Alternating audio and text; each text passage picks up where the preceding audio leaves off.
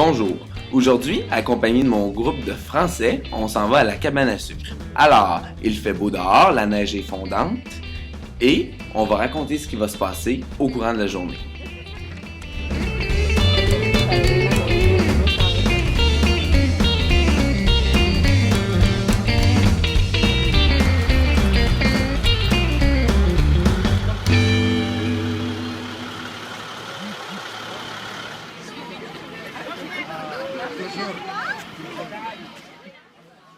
Accompagné de mon groupe de français, ainsi que Jin de Chine, et de mes autres amis, dont Juan Carlos, Andrew de Nouvelle-Angleterre, j'ai donc des compagnons de beaucoup de pays.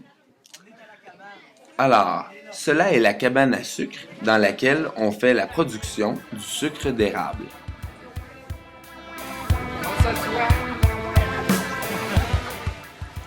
On nous a informé que la cabane à sucre est une entreprise familiale, dont les propriétaires sont dédiés à la production de ce produit depuis plus de 35 ans. L'érable, ce n'est pas juste un sirop à consommer avec les crêpes. En fait, on en fait plusieurs produits variés.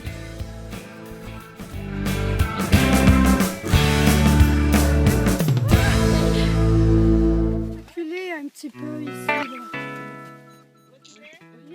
L'épouse de Mario, le propriétaire, a dédié presque toute sa vie à la production du sirop d'érable. Voici des arbres dédiés à la production du sirop d'érable. Ce sont des arbres qui n'ont pas de feuilles, puisque la sève sert à la production du sirop d'érable. Lorsque les feuilles se mettent à pousser, automatiquement, la production de sirop d'érable s'arrête, puisque la sève est dédiée à nourrir les feuilles. Ici, on peut voir les boyaux qui sont reliés aux arbres par une perforation afin d'en extraire la sève. Tous les boyaux sont connectés à un plus gros qui achemine le tout à la cabane.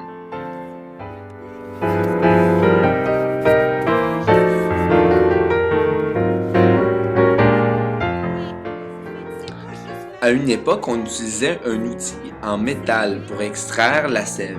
Aujourd'hui, on emploie plutôt un engin en plastique qui empêche les moustiques et les animaux d'être en contact avec la sève.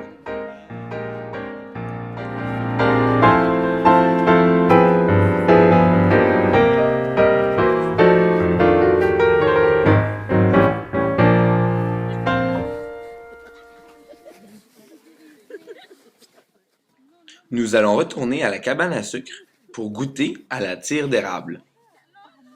Non, mais ça permet de faire des choses qu'on ne fait pas normalement.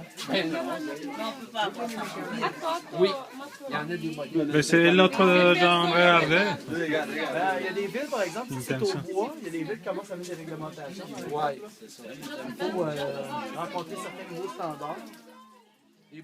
Ici, Mario, le propriétaire, va faire bouillir le sirop d'érable afin d'en faire de la tire.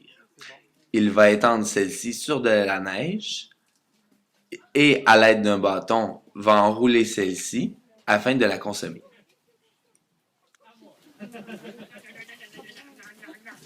OK, le premier est prêt. C'est bon. OK, regardez bien ça, là. On pogne le bout comme ça. Oui. Et puis là, on tourne.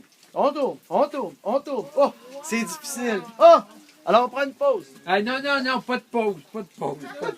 Parce qu'ils vont venir tout Oh!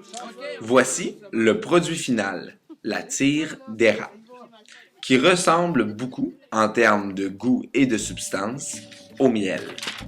La tire d'érable est facile à faire.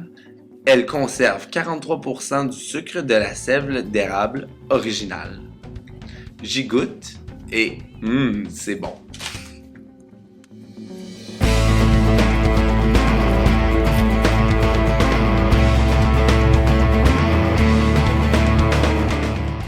Voici l'appareil avec lequel on fait distiller la sève d'érable.